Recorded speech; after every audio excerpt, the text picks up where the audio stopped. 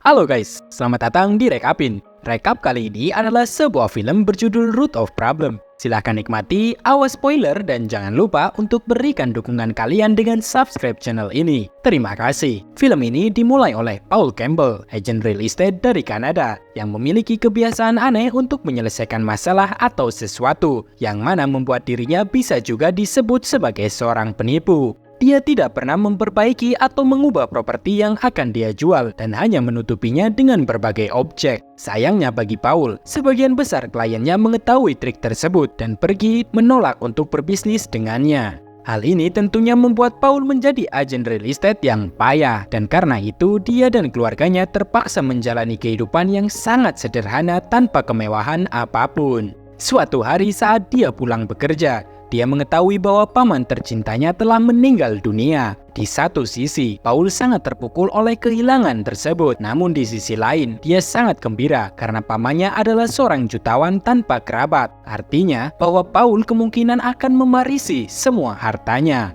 Ketika dia bertemu dengan pengacara pamannya, dia mengetahui bahwa lelaki tua itu benar-benar menyumbangkan semua kekayaannya untuk amal. Yang dia tinggalkan untuk Paul hanyalah sebuah tanaman kecil. Frustasi dan kesal, Paul kemudian membawa tanaman itu dan pulang. Pagi berikutnya saat sarapan, suasana hati Paul masih buruk. Dia menghukum anak-anaknya karena menghabiskan terlalu banyak uang, yang mana kenyataannya mereka malah tidak pernah menghambur-hamburkan uang. Di sini pun terungkap bahwa Paul ternyata tidak pernah memberi mereka uang saku. Karena itu, mereka pun mulai tidak menyukainya. Setelah sarapan, Paul membersihkan gudang di halaman belakang rumahnya dan meletakkan tanaman kecil itu di sana. Dia masih marah pada pamannya, tetapi juga memutuskan untuk menunjukkan rasa hormat dengan menyirami tanaman tersebut. Dan begitu dia melakukannya, secara mengejutkan, uang $100 tiba-tiba muncul. Paul dengan cepat mencabutnya dan menatapnya dengan rasa tak percaya. Saat itulah dia menyadari bahwa tanaman itu bukan tanaman biasa, melainkan tanaman uang yang sangat-sangat nyata. Saat Paul mencoba mencari tahu lebih banyak tentang tanaman itu,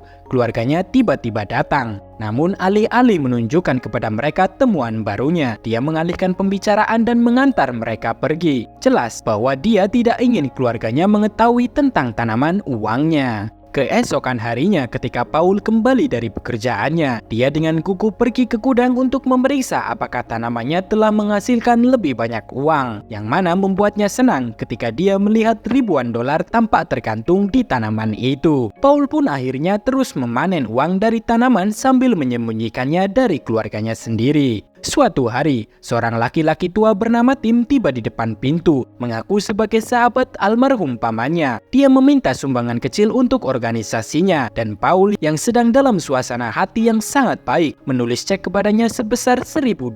Hal ini tentunya mengejutkan keluarganya, dan begitu Tim pergi, mereka pun memarahi Paul dan mencoba mencari tahu tentang kekayaan barunya. Namun, alih-alih mengungkapkan semuanya dengan jujur, sekali lagi, Paul berbohong dengan mengatakan bahwa dia telah menjual banyak properti akhir-akhir ini. Seiring berjalannya waktu, Paul menjadi orang kaya. Dia sekarang mulai mengenakan pakaian desainer, meninggalkan pakaiannya yang usang dan compang-camping.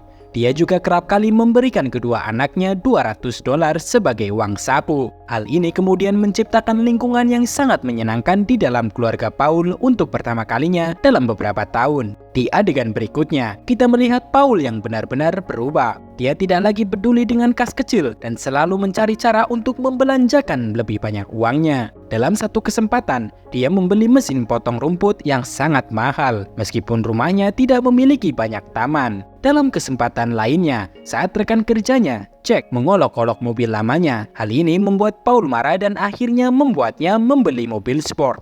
Namun, dia melakukan kesalahan dengan membayar semuanya secara tunai, sehingga dealer mobil tersebut menjadi curiga, percaya bahwa kemungkinan Paul terlibat dalam kegiatan terlarang. Manajer toko segera memberitahu polisi tentang hal itu. Dan segera, detektif Miller tiba di tempat dan mengambil semua informasi yang dia dapat dari dealer mobil. Dia juga menyimpulkan bahwa Paul kemungkinan terlibat dalam hal-hal ilegal, dan dia berencana untuk membuat misi menangkap basah Paul. Sementara itu, Paul pergi ke tempat kerjanya dan memamerkan mobil mahalnya kepada Jack. Jack pun kaget dan bertanya bagaimana dia bisa membelinya. Paul pun mengatakan bahwa almarhum pamannya meninggalkan dia banyak uang sebagai warisan.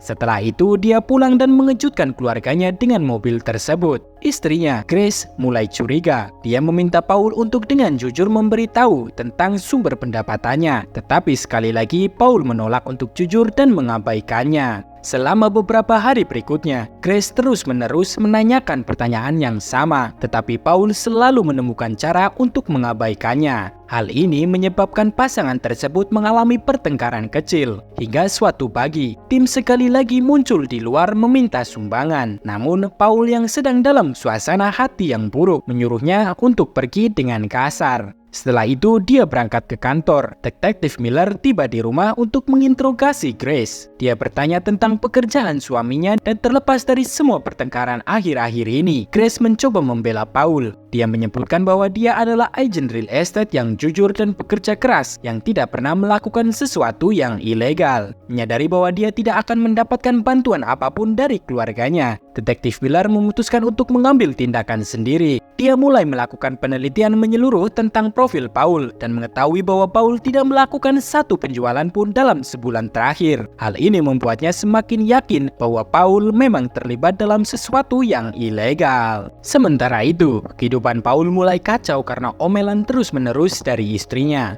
Grace menuntut untuk mengetahui dari mana dia mendapatkan semua uangnya, dan perlahan tapi pasti bahkan dia mulai meragukan hati nuraninya. Lebih buruk lagi, tanamannya juga berhenti mengeluarkan uang. Dengan asumsi bahwa seseorang telah mengutuknya, Paul kemudian membagikan uang kepada semua orang yang mungkin berpikir buruk tentang dirinya. Dia juga pergi ke kantor tim dan memberinya sumbangan besar. Hal ini semata-mata Paul lakukan karena hanya ingin mencabut kutukan agar tanamannya mulai berfungsi lagi. Tim yang terkesan dengan sikap agen real estate tersebut membagikan beberapa kata bijak kepadanya. Dia meminta Paul untuk membagikan kekayaannya dengan mereka yang membutuhkan, mengklaim bahwa itu akan memberinya kebahagiaan dan kepuasan. Paul menyukai ide itu, dan sebagai permulaan, dia kemudian meninggalkan uangnya di atas meja tim sebelum pergi. Sayangnya, setelah beberapa menit, Detektif Miller tiba di tempat kejadian dan melihat sejumlah besar uang tunai yang berserakan di meja tim.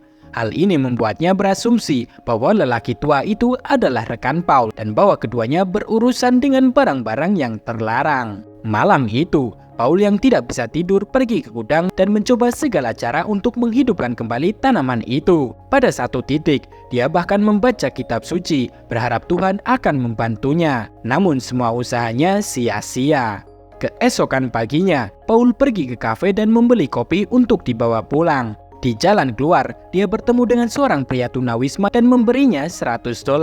Dia juga memberikannya kopi untuk memastikan pria itu tidak kehausan. Tepat setelah dia pergi, Detektif Miller muncul. Dia melihat pria tunawisma dengan uang tunai dan berasumsi bahwa dia membantu Paul mendistribusikan narkotika di daerah tersebut. Oleh karena itu, dia kemudian menangkapnya tanpa memberinya kesempatan untuk berbicara. Di tempat lain, kita mengetahui bahwa Paul seharusnya menghadiri pertandingan sepak bola penting putranya. Tetapi seperti biasa, dia meninggalkan rumah tanpa memberitahu siapapun. Hal ini membuat putranya sangat kecewa dan marah. Grace berusaha sebaik mungkin untuk menghubungi Paul, tetapi dia tidak mengangkatnya. Grace kemudian pergi bersama putrinya, Carrie, ke tempat kerja Paul untuk mencarinya. Tempatnya gelap dan suram, tanpa tanda-tanda pekerja yang ada di sana. Saat Carrie memasuki ruangan yang tampak teduh, dia secara tidak sengaja jatuh ke lubang yang telah ditutup kain, yang mana Paul lupa untuk memperbaikinya. Di adegan berikutnya, kita dibawa ke rumah sakit, di mana terungkap bahwa Carrie menderita patah lengan.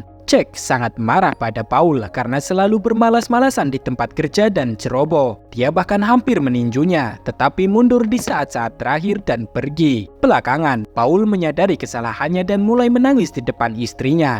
Sepanjang hidupnya, dia telah menggunakan jalan pintas ketika dia seharusnya melakukan hal-hal dengan cara yang lebih baik. Grace kemudian memaafkannya dan memintanya untuk memulai dari awal. Malam itu, Carrie keluar dari rumah sakit dan semua orang akhirnya bernapas lega. Paul juga berdamai dengan putranya dengan berjanji untuk selalu berada di sisinya dan tidak akan pernah meninggalkannya lagi. Dia akhirnya menyadari bahwa keluarganya lebih penting daripada apapun di dunia ini. Paul berjanji untuk menjadi orang yang lebih baik mulai dari sekarang. Namun, keesokan harinya detektif Miller tiba di luar rumahnya dan menangkapnya. Saat Paul dibawa ke penjara, dia kaget melihat Tunawisma dan Tim yang juga ada di sana. Di sini, Tim akhirnya mengungkapkan sesuatu. Dia mengatakan bahwa dia tahu tentang tanaman uangnya. Faktanya, dialah orang yang pertama kali menemukannya. Dia bercerita saat paman Paul sedang mengalami masa sulit. Tim memberinya tanaman tersebut dengan harapan itu akan menyelesaikan masalahnya. Namun yang terjadi justru sebaliknya. Dengan lebih banyak uang, muncul lebih banyak keserakahan dan paman Paul mulai jatuh ke dalam lubang depresi. Namun dengan beberapa bimbingan dan konseling, dia akhirnya benar-benar mengubah hidupnya. Dia mulai menggunakan semua kekayaannya untuk membantu mereka yang membutuhkan, dan ini akhirnya membuatnya lebih bahagia. Setelah Tim selesai menceritakan kisahnya, dia mendesak Paul untuk melakukan hal yang sama, yaitu selalu membantu orang di sekitarnya. Beberapa saat kemudian, ketiganya pun dibebaskan dari penjara. Ternyata, Jack memberitahu pihak berwenang bahwa dia dan Paul menjadi kaya raya setelah menjual properti besar di New York. Meskipun kenyataannya, hanya Jack saja yang melakukan semua kesepakatan itu. Dia sengaja berbohong kepada polisi untuk menyelamatkan temannya itu. Hal ini membuat detektif Miller di sisi lain tidak memiliki bukti yang memberatkan Paul.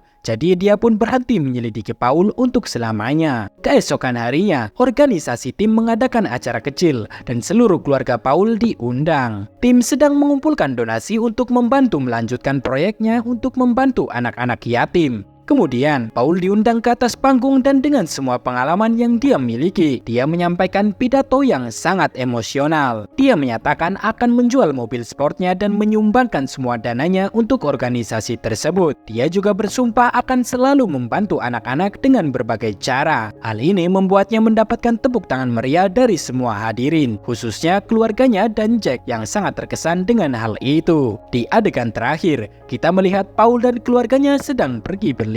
Saat ini, dia tidak memiliki banyak uang tunai seperti dulu ketika pabrik uangnya masih menghasilkan. Tetapi setidaknya dia sekarang benar-benar bahagia dan hanya itulah yang menurutnya sangat penting. Paul kemudian juga mengembalikan tanamannya ke Tim karena dia sekarang sudah tahu nilai kehidupan yang sebenarnya. Dan di sini film pun berakhir. Terima kasih sudah menonton video ini. Jika kamu menikmatinya, silahkan tinggalkan komentar dan subscribe untuk rekap film yang lebih banyak lagi. Sampai jumpa dan sehat selalu.